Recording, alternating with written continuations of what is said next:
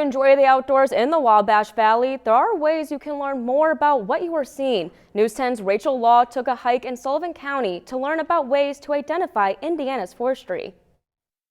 Purdue Extension educator Phil Cox took college students around Sanctuary Oaks Nature Preserve. He gave some insight on why it's so important to protect Indiana's native species. Bark, twigs, nuts, leaves, those are all identifying factors for trees that Cox showed the students. Some of the invasive species that he identified were Asian honeysuckle, Japanese barberry, and garlic mustard. You might even recognize garlic mustard from your own backyard.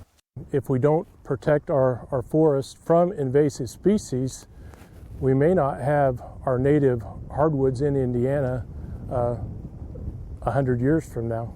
Rose Holman student Jonathan Spikowski says he is vice president of the Outdoor Skills Club at the university.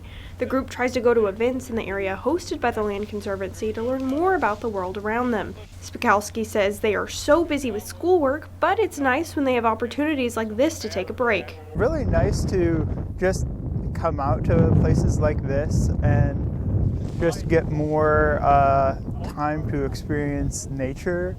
Cox showed students how he cuts down an invasive species and will then put herbicide on the base to prevent it from growing again. He says there are so many types of invasive species we see every day that we don't know are harmful to Indiana's forestry.